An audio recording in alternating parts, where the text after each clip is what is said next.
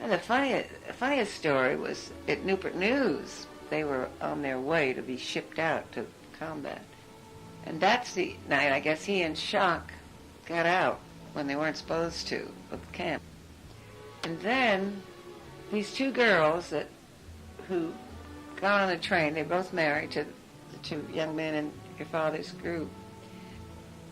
They contacted me and said that there was a USO group, chaperone group, of young women there in Newport News going out to go to the dance they were having. And we could just join them. So we did. We got on this bus with these girls from Newport News. So we get on this bus, nobody sees that we don't belong or anything, and we go out there. Because there, your father and Charles, the guy who got the Silver Star, he was shot down over Yugoslavia. Charles Pullman was at this table, and some others. And I had met Charles Pullman out in Tucson, but I hadn't seen that much of him, I guess.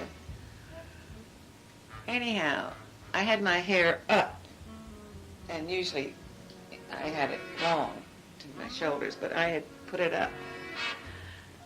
And I was sitting there at the table with Tommy, and you really can't let anybody know that we're husband and wife. And Chuck Pullman looks at me and says, "You know, Tom, your date looks a hell of a lot like your wife." I got jealous of myself.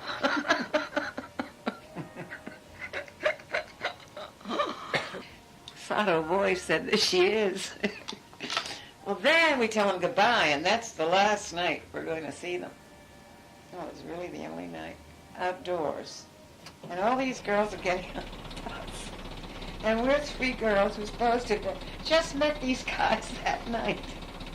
And we're in these goodbye clinches. Well, Mildred Elder never saw her husband again. He died on his first mission. And we get on the bus, and they're all looking at us like we're sluts. Who was the other guy? The other Girl, she was a sweet little girl from Kansas, I think. What happened to her husband? Her husband became a prisoner of war. Oh, the night that we told them goodbye, they decided, we were all so unstrung, they decided rather than go back to the Y, I think, where they were staying, they'd come home with me to the Warwick Hotel, which was right face the bay. We agreed that we'd like to be together, so we all go back to the Warwick. And then three of us slept in a double bed. Three of us. And then the next day is when they were loading the ship. And Mildred, they decided to take the Newport News ferry back to Norfolk with me. And we get on our ferry, and we see these boys just marching on the ship. And there's an orchestra down there playing Long Ago and Far Away, over and over and over.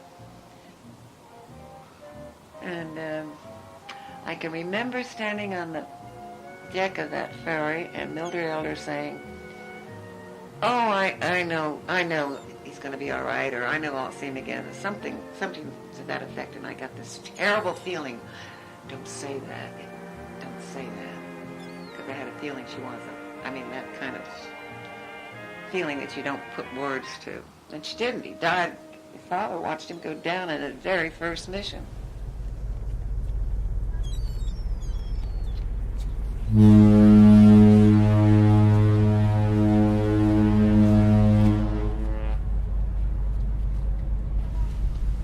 Well, the ferry landed in Norfolk, and they went back on, the two girls went back on the ferry to Newport News, preparatory to going back to the Middle West. And somebody must have met me at the ferry and drove me back to the beach in the Throckmortons. It's my father's birthday, I think, June 4th. I remember Uncle Frank told me to call him up.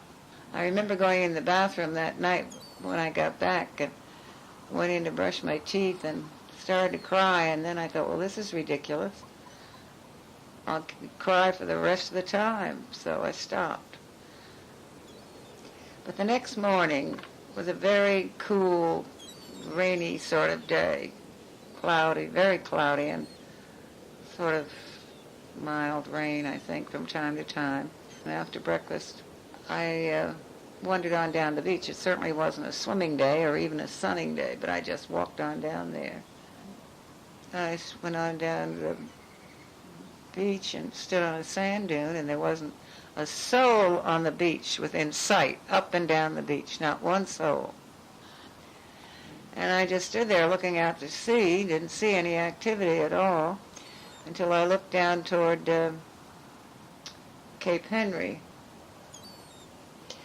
And then I looked down toward Cape Henry. You see, 114th Street was pretty far up the beach. We weren't far from Fort Story and Cape Henry. And we used to see ships that had docked in Norfolk or Newport News, I guess, too, coming out of the bay and turning into the ocean. And I looked up there and I saw this big ship making a turn up there by between the two capes, Cape Charles and Cape Henry. Late morning, maybe. I just remember the day. And I saw the ship turn and go south. And it wasn't that far from shore. And I stood there and watched it. I couldn't see any people on it, but I had a feeling it could possibly be your father's ship, the one that they loaded all the day before. I'll wave, just in case. It never turned to go across the ocean, it just kept on going south. So I watched it till it was out of sight. Now, there was a big landmark right there on the beach, because one of the largest cottages, the largest cottage, I guess, in Virginia Beach, aside from my great-uncle's, was the Worcester cottage. The Roysters owned it. They were a big Guana family in Norfolk. And one of the Royster daughters was Mrs. Cook, and her son, Dickie Cook, and I had been really good friends and dated from the time I was about 17. And but it was a huge, big brown shingle cottage. It was almost big enough, looked like a hotel, big square cottage. And your father had visited there at the beach once and knew that cottage. Also, there was an airplane spotter's tower there, which was put there during the war, beginning of the war. Later, when I got a letter from him, he wrote me and said that he did, on that particular day, he saw this little figure on the beach, and it was by the Royster cottage, which he recognized. See, they weren't very far out. And the airplane spotter's tower. So that was odd. So I always figured I'm probably the only woman in the United States of America who saw her husband off to war when he was at sea. I mean, at sea, not just leaving the dock.